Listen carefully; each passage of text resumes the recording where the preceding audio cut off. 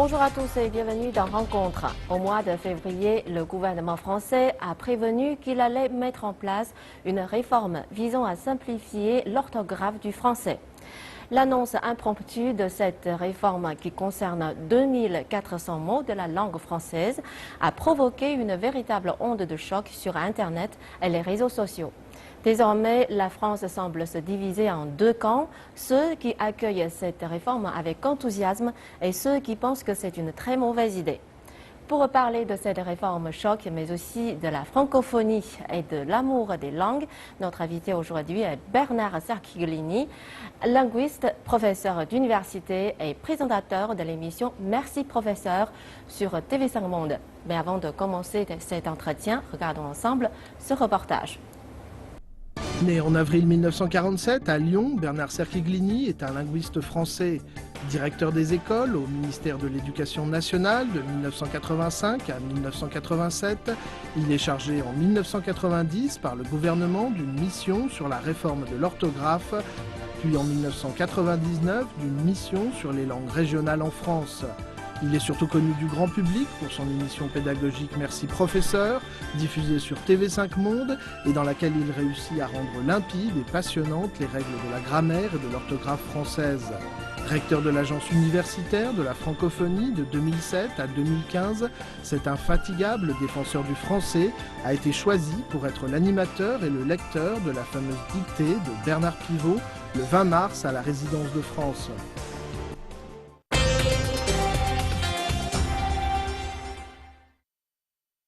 Bonjour Monsieur Cerchiglini. Bonjour. Bienvenue dans notre émission.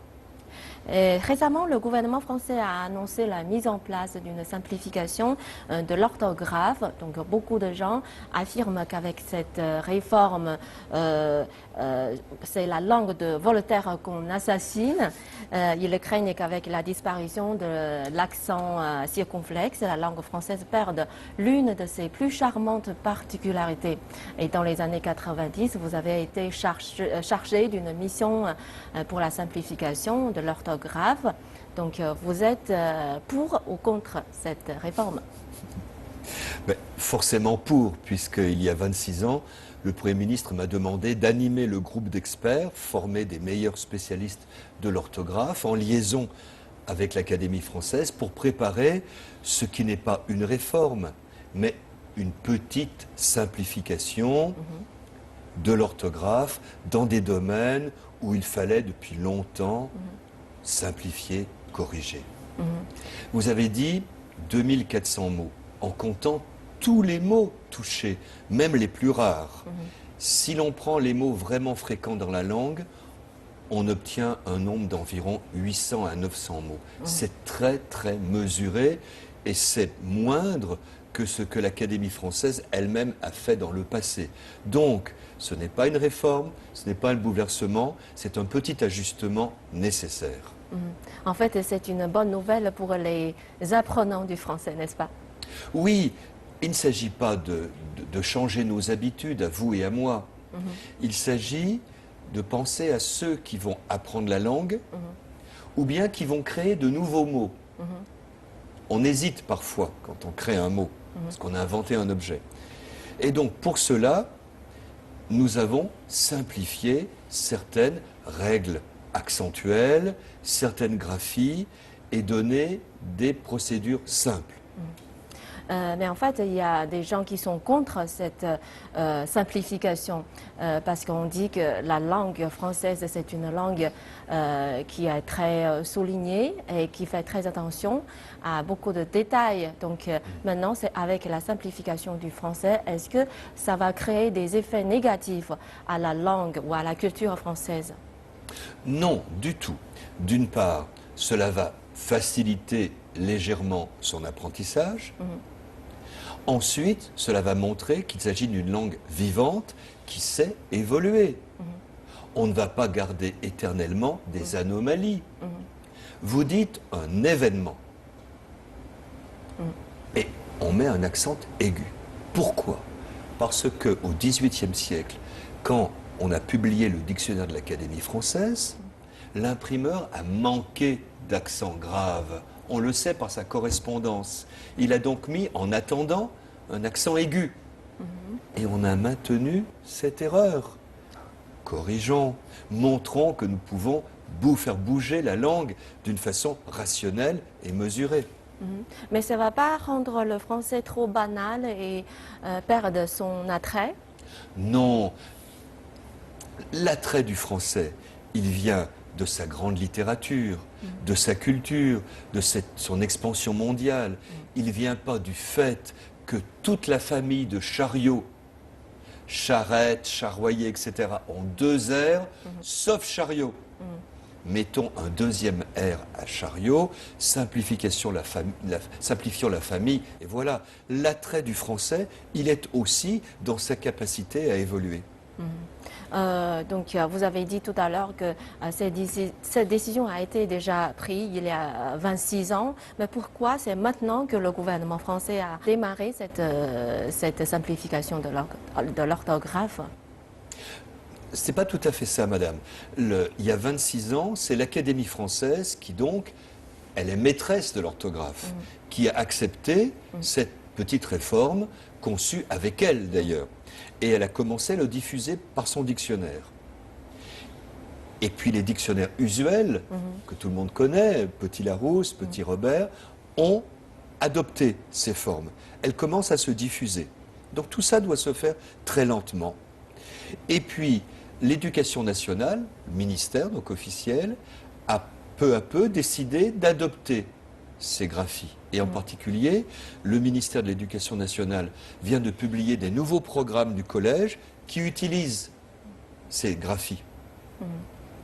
Du coup, les auteurs de manuels, et c'est là que tout a recommencé, les auteurs de manuels, les éditeurs scolaires ont dit, nous aussi, nous allons utiliser cette graphie. Et donc, la nouvelle a atteint les journalistes qui ont dit, voilà, les choses éclatent. Mais en fait, c'était une évolution lente. Nous, les linguistes, avons calculé que ces graphies sont peu à peu adoptées. D'accord. Pas toutes, certaines ne sont pas adoptées. Eh bien, il faudra en tenir compte. Donc, en fait, c'est une querelle étonnante. Mais cela prouve que les Français adorent se battre à propos de la langue. D'accord. Mais derrière tous ces débats, il y en a qui ont dit qu'il y a la question de la reproduction des élites. Quel est votre point de vue? C'est un argument intéressant. On nous oppose cet argument disant il y aura maintenant les modernes, qui auront l'orthographe rénovée, et puis les autres qui resteront de côté. Il s'agit de toucher quelques mots, simplement. L'effet concret, je viens d'écrire un long texte sur cette réforme. Dans cette orthographe rectifiée, sur 16 pages, il y a 4 formes changées, simplement. Donc, il n'y aura pas 2 Français. Nous avons été très sensibles à cet argument. Bien sûr, pas du tout, pas du tout. Il n'y aura pas 2 Français, c'est simplement quelques formes rectifiées. Je répète, l'Académie française dans le passé a fait beaucoup plus, madame. Quand elle a décidé que les imparfaits s'écriraient non plus O-I-S, mais A-I-S, cela a changé la langue. C'est pas ce que nous faisons aujourd'hui. D'accord. Et la langue chinoise a connu aussi une réforme de simplification de ses caractères. Mais il est indéniable que cela a eu certains effets négatifs sur sa culture chinoise. Donc la France, c'est connu comme un pays qui accorde beaucoup d'importance à sa culture et sa langue. Pourquoi le gouvernement français a pris cette décision? Encore une fois, il ne s'agit pas de réforme, comme les Chinois ont réformé leur orthographe, ou les Italiens, ou les Portugais. On met tout à plat et on corrige. Il s'agit, non, d'ajustements réguliers. Pourquoi? Je vais vous le dire. Au XVIIe siècle, on a créé l'Académie française. Elle a publié son premier dictionnaire en choisissant une orthographe. Elle a pris l'orthographe la plus traditionnelle, la plus compliquée. Elle l'a reconnue ensuite.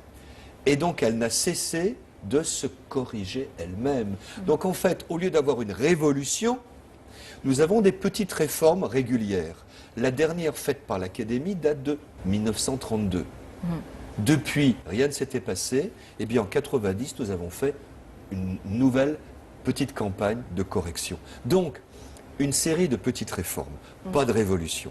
D'accord. Les Français n'aiment bien les révolutions, mais pas en matière de langage.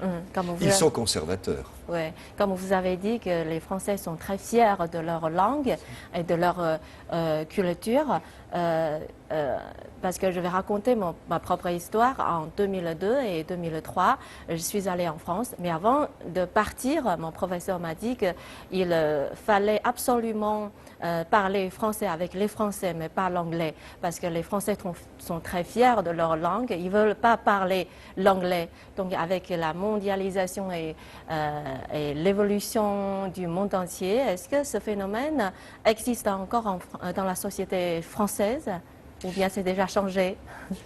Il existe encore, parce qu'on a cette querelle de gens qui disent tout est détruit parce que l'on change l'orthographe de 800 mots.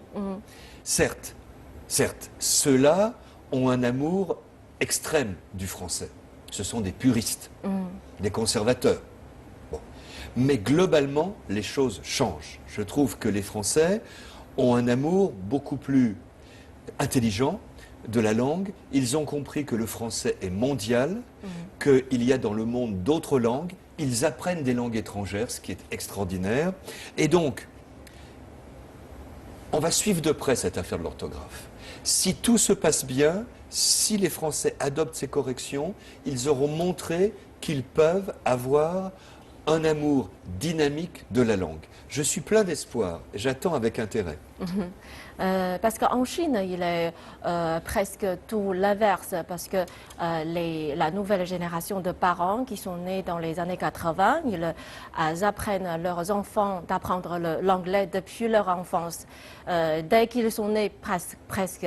Mais on y voit une grande différence entre l'esprit chinois et français. Comment voyez-vous cette différence? Pendant longtemps, le français a été la langue dominante en Europe. Bien. Elle ne l'est plus. Eh bien voilà. L'Europe n'a pas besoin d'une langue dominante, elle a besoin d'un plurilinguisme. L'Europe, c'est un bouquet de langues. Les Français ont peu à peu compris cela. Cela signifie que le français n'est plus hégémonique, ne pleurons pas, mais ça signifie qu'il a toute sa place. Il faut donc apprendre les langues étrangères. L'Europe et le monde sont plurilingues. Et on a une nouvelle génération de Français qui apprennent les langues, qui sont fiers de leur langue, et c'est très bien, mais qui savent que être, en particulier européen, c'est parler plusieurs langues et en comprendre d'autres. On est vraiment, dans ma carrière j'ai vu ça, on est passé du point de vue hégémonique français au plurilinguisme. C'est encore difficile, certains n'ont pas encore compris cela, d'où les querelles. Mais globalement, nous allons vers une langue française mondiale et qui dialogue avec les autres langues. C'est en tous les cas ma conception. Donc cette fois-ci, vous êtes venu en Chine, c'est pour la fête de la francophonie. Oui, avec mon grand bonheur. Oui, donc que représente pour vous la francophonie?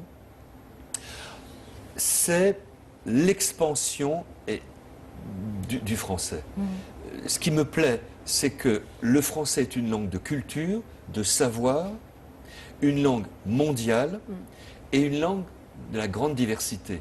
C'est ça qui est beau dans le français. Donc je ne suis pas puriste, je ne suis pas attaché à des formes gravées dans le marbre.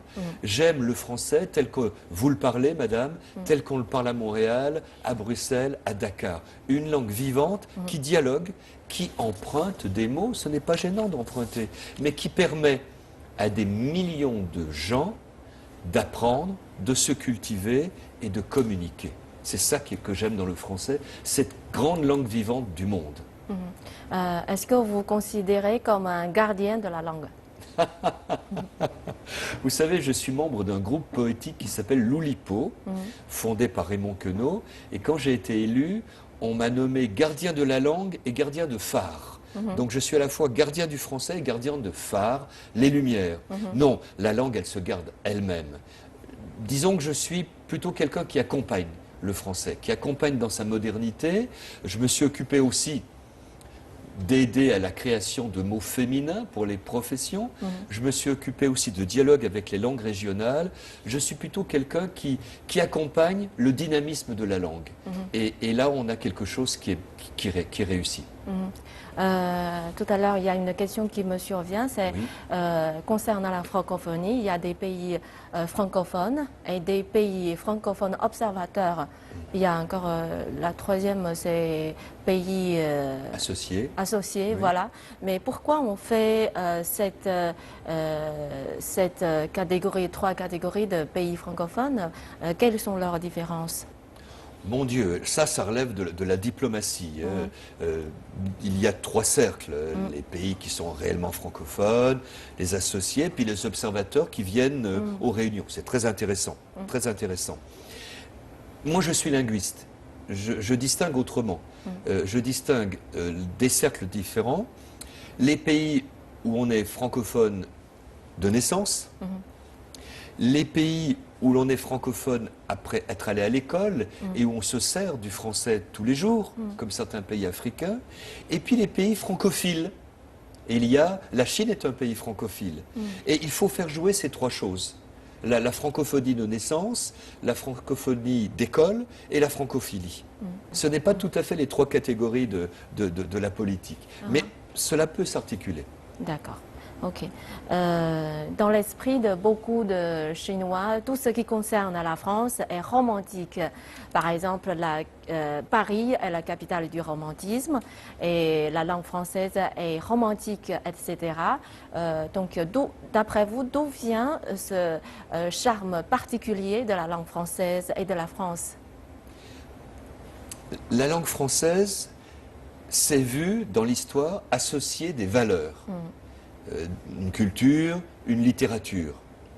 Et ce que nous aimons, nous, dans la langue française, ce sont des valeurs qu'on peut qualifier romantiques, très générales, c'est-à-dire Victor Hugo, l'expansion, le dynamisme. Ce que j'aime dans la France, c'est son courage intellectuel, son courage physique aussi. C'est une France, c'est comme le général de Gaulle, c'est quelqu'un qui, quand il faut, dit non. Donc appelons ça le romantisme, appelons ça le courage. Moi j'aime De Gaulle, j'aime Clémenceau, j'aime Victor Hugo. Voltaire, il n'était pas romantique, Voltaire. Mais c'est cette façon d'avoir du courage intellectuel, de l'humour. J'aime aussi Arsène Lupin, qui est un personnage que j'aime infiniment. C'est cette France-là qui est belle. Cette France qui est courageuse, qui sait dire non, qui sait dire oui aussi, et qui donc sait accepter que l'on modernise sa propre langue. Allons, soyons courageux, acceptons cette réforme de l'orthographe. Comment comprenez-vous le mot romantisme? Est-ce que vous savez déjà que les Chinois pensent que la France est romantique? Et ce romantisme, est-ce que c'est différent de celui que vous pensez dans votre esprit? Oui, j'ai parlé avec beaucoup de Chinois. Le romantisme pour eux, le romantisme français, c'est lié à l'amour, lié à la tendresse, lié à la musique. Moi, mon romantisme, il est plutôt celui de Victor Hugo, c'est-à-dire le courage, le fait de monter à l'assaut, de s'exprimer. C'est un autre romantisme. Il peut être amoureux aussi. Mais en tous les cas, nous aimons, nous, quelque chose qui n'est pas tout à fait le classicisme français, lequel est un peu froid. Versailles, c'est très froid. Moi, j'aime plutôt ceux qui ont de l'humour, du panache et du dynamisme. Et je mets là-dedans de Voltaire à Hugo et à De Gaulle partant pour Londres tout seul pour résister. Ça, c'est ce que j'aime dans le caractère français. Voilà. D'accord. Vous êtes présentateur de Merci Professeur, qui a une chronique diffusée sur TV5 Monde. Donc, est-ce que vous avez reçu des réactions de la part des téléspectateurs chinois? Est-ce qu'il y a des messages qui vous ont particulièrement marqué? Alors, je reçois beaucoup de questions par jour, puisque en moyenne, entre 50 et 100 questions par jour.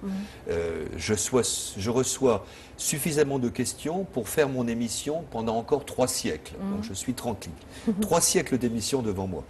Et donc, je reçois des questions de Chinois, en effet, sur des points de grammaire, sur des points d'orthographe. Et en particulier, j'ai reçu beaucoup de questions de jeunes Chinois qui s'inquiétaient pour la réforme de l'orthographe. Donc je vais bientôt enregistrer une émission pour rassurer, calmer et dire que cela touche très peu de mots. Est-ce que vous êtes content de recevoir tous ces courriers chinois? Oui, parce que ça prouve une fois de plus le dynamisme de la francophilie chinoise. Je suis venu ici pour les as du français. J'étais hier pour la dictée de Pivot et croyez-moi, les candidats étaient brillants, absolument brillants. Je ne cesse de rencontrer des étudiants, je vais faire beaucoup de conférences, qui connaissent la langue française, qui connaissent la francophonie et qui posent des questions très très pertinentes. Donc à la fois cela m'apporte des bonnes questions car je dois avoir un sujet par jour, mon émission est quotidienne, mais ça montre aussi le degré de dynamisme de la francophilie chinoise. Vous êtes très optimiste sur l'avenir du français, mais quels sont les plus grands défis auxquels la langue française va être confrontée dans l'avenir? Deux. Le premier, c'est se débarrasser du purisme. Du purisme, de la fixité, du monolinguisme, cette conception selon laquelle le français est gravé dans le marbre. Ça, c'est fini. C'est fini. Et ça, il faut s'en débarrasser. C'est pas encore terminé. Et le deuxième défi sont les technologies de l'information. Au début, les Français étaient un petit peu réticents, comme d'habitude. Ils se sont dit, ce sont des outils de l'anglais. Mais vous savez, un outil, on le prend. Et les choses sont en train de changer. Le français est très présent sur l'Internet, très présent dans ces outils. Il faut créer des dictionnaires en ligne, il faut créer des bases de données, et nous le faisons. C'est-à-dire que la révolution technologique va profiter aux Français. On n'a, madame, jamais autant écrit le français. Depuis qu'il s'est séparé du latin, grâce à Internet, on écrit du français partout. Donc c'est une langue qui n'a rien à craindre. On ne l'a jamais autant parlée, on ne l'a jamais autant écrite. Et j'ajouterais, on ne l'a jamais autant apprise. Mais est-ce qu'on peut dire que les nouvelles technologies sont en train de changer la langue française? On le dit. Vous savez, il y a toujours un rapport entre la langue et le support d'écriture. On n'écrit pas la même langue à la main ou sur un clavier.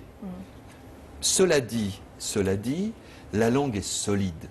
Elle est solide, une syntaxe, une morphologie, un vocabulaire, une orthographe en place depuis des siècles, même si on l'a légèrement corrigée. Je ne crois pas que le fait d'abréger quelques mots quand on tape va toucher au corps de la langue. Vous-même, quand vous tapez du français, vous utilisez quelques abréviations. Mais quand vous écrivez une lettre, vous ne les employez pas. Il y a des registres de langue écrite comme des registres de langue orale. C'est tout. Et beaucoup d'Occidentaux aiment se faire tatouer des caractères chinois. Ils aiment le côté pictural, très graphique, et des caractères chinois. Est-ce que vous vous intéressez à l'écriture et à la culture chinoise? Ah, la calligraphie chinoise est une merveille, vraiment une merveille. Et c'est mon deuxième voyage en Chine. Et pour le troisième, je vais commencer à apprendre le chinois. Vous allez parler chinois parfaitement. La prochaine fois, ça sera en chinois. Et surtout, ce que je voudrais, c'est prendre des cours de calligraphie. Je trouve que là, on a une sorte de danse du geste. C'est magnifique. C'est très très beau. Et cela m'a fait comprendre d'ailleurs qu'on peut aimer l'orthographe française.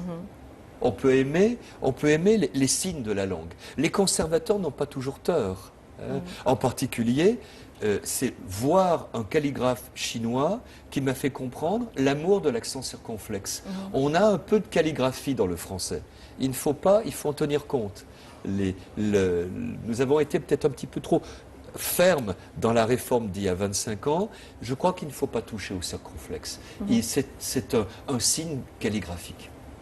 Ma dernière question. La France possède une organisation qui s'appelle l'Alliance française, qui a été créée dans le but de renforcer le rayonnement culturel français partout dans le monde. Et en Chine, il y a les instituts Confucius qui sont chargés de faire rayonner la culture et la langue chinoise. Donc on dit que le chinois est très difficile à apprendre. Donc comment faire découvrir la beauté d'une langue au plus grand nombre de personnes possible et à partir de là, leur faire connaître ensuite l'histoire et la culture d'un pays. Vous savez, les instituts Confucius et l'Alliance française, et puis le Goethe-Institut pour l'allemand, Cervantes pour l'espagnol, etc., ont tous la même mission, faire aimer une langue.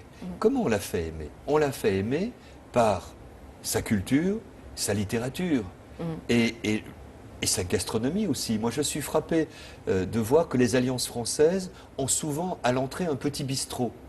C'est excellent. On vient, on s'assoit, on prend un café, on écoute de la musique et c'est comme ça que ça marche. Vous savez, moi, j'ai jamais été pour l'enseignement des langues business, business, business. Bon, c'est utile, mais ce n'est pas comme ça qu'on donne l'amour d'une langue. Ni du chinois, ni de l'espagnol, ni du français. L'amour d'une langue, elle passe par la culture, la littérature, une chanson, une musique, une promenade. C'est ça qui est important. Et les instituts Confucius le font très très bien. Donc notre émission touche à sa fin. Merci Monsieur Serky-Glini. Oui, le temps passe vite, malheureusement. Merci de vos éclairages. C'est moi qui vous remercie de votre invitation. Et chers téléspectateurs, merci de nous avoir suivis. Bonne suite de programme sur CCTV Français. À la prochaine.